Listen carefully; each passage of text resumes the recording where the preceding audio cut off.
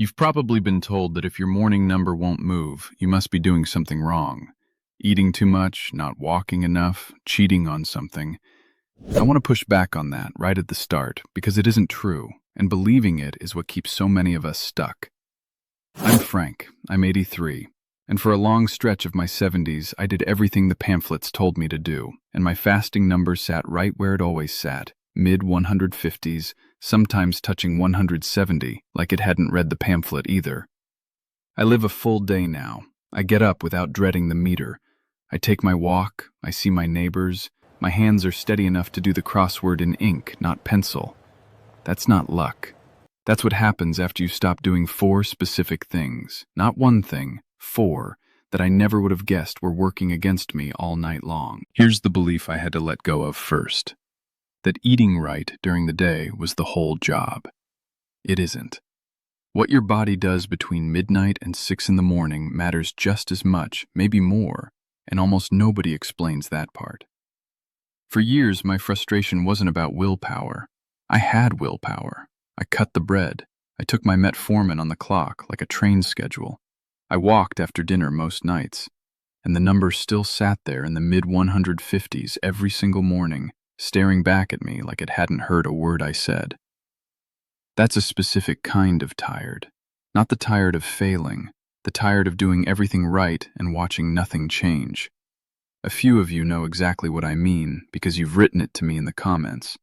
I've done it all for years and I'm still diabetic. My fasting never drops no matter what I do. I read those and I recognize the exact shape of that exhaustion because I lived inside it. And underneath that tiredness, if I'm honest, was something closer to fear. Fear that my own body had simply stopped listening to me. Fear that this was just what 80 was going to feel like, tethered to a number, tethered to a pill bottle, a little more alone with it every year because the people who'd understand best, the friends who were doing the same math every morning, were fewer each year too. My doctor was kind, but she had 8 minutes with me twice a year. 8 minutes isn't enough time to talk about what happens at 3 a.m. It's barely enough time to check the boxes. So I went looking on my own, the way I suspect a lot of you have, and that's when I ran into something researchers have spent decades documenting that never once came up in an exam room. Your liver doesn't sleep. While you're out cold, it's doing a job it's supposed to do, releasing stored sugar overnight so your brain has fuel to run on until breakfast. In a younger, more insulin-sensitive body, that release is small and gets mopped up quietly. But research on aging and insulin resistance has documented something different happens later in life. That overnight release gets larger, and the body's ability to clear it gets slower. The two problems stack.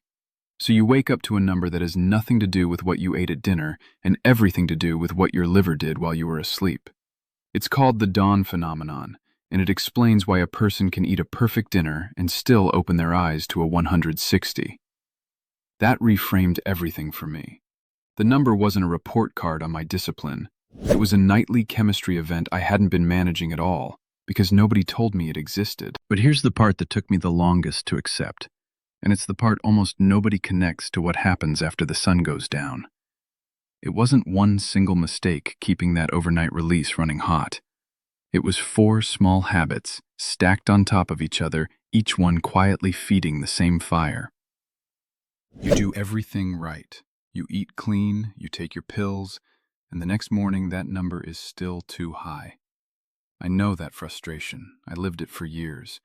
They never tell you about the morning rise, your sugar climbing while you sleep, no matter what you did the day before. You wake up, you test, and it feels like the work didn't count, like you're stuck depending on more and getting nowhere. I was done feeling powerless.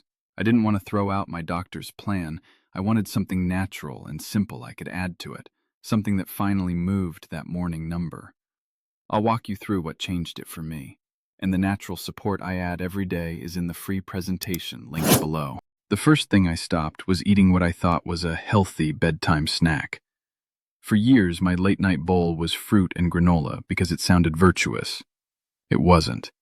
Dried fruit and processed grain flakes spike fast, and eating that spike right before your body settles into its lowest insulin sensitivity hours of the night is like tossing a log on a fire you're trying to put out.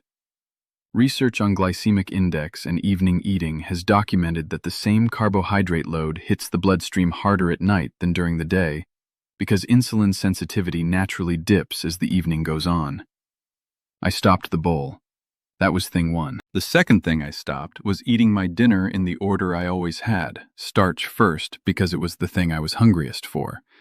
Researchers studying meal sequencing have found that eating protein and vegetables before the carbohydrate portion of a meal measurably blunts the glucose spike that follows, likely by slowing how fast sugar hits the bloodstream. I didn't change what was on my plate, I changed the order I ate it in. Vegetables first, then the protein, then whatever starch was left. Small change. It mattered more than I expected. That was thing two. The third thing I stopped was skipping my walk when I was tired, which, if I'm honest, was most nights. I told myself walking after dinner was optional, a nice to have. It isn't optional if you're serious about the morning number. When your muscles contract during movement, they pull glucose out of your bloodstream through a pathway that doesn't even need insulin to work. Researchers call the transporter involved GLUT4, and it opens up during activity almost like a second door for sugar to leave the blood through, independent of whatever your insulin resistance is doing. 10 minutes, not a workout. A walk to the mailbox and back twice. I stopped treating it as optional.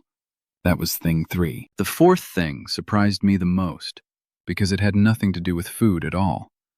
I stopped keeping my bedroom too warm and too bright before sleep.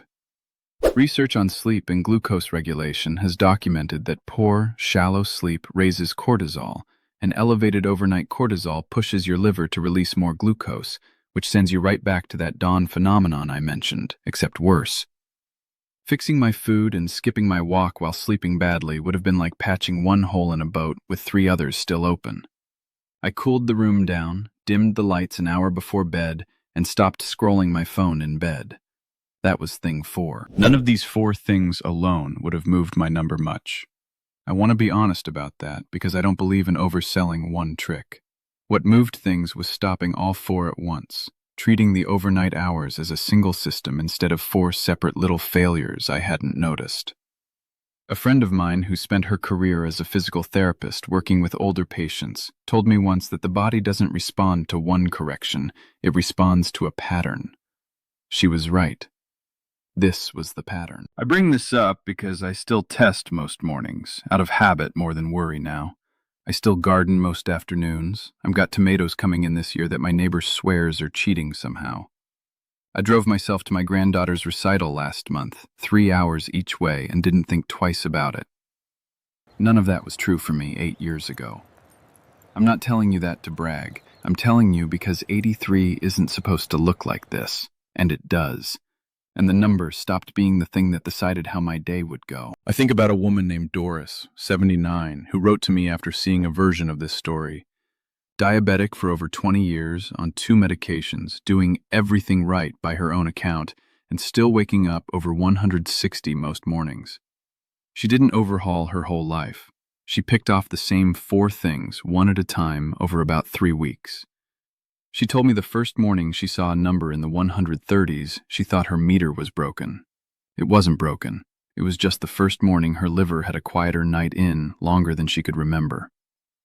I share her story not as proof of anything, just as a picture of what paying attention to the overnight hours can look like for someone who'd stopped expecting anything to change. If you watched this whole thing, you're not the type who gives up. You're the type who keeps looking for a real answer. So let me be straight with you. The morning number isn't your fault, and it isn't just diabetes. It's the dawn rise, and it responds to the right daily habits. The goal was never to quit your treatment. It was to support it naturally so you finally see that number move and feel in control again. Alongside the steps I showed you, I take a simple, natural support every day to help keep my blood sugar in a healthy range. Affordable, easy, and it works with my doctor's plan, not against it. The free presentation is in the description below. Go see it for yourself. And keep your doctor in the loop. This is support, not a replacement. If there's one thing I wish someone had told me 30 years ago, it's this.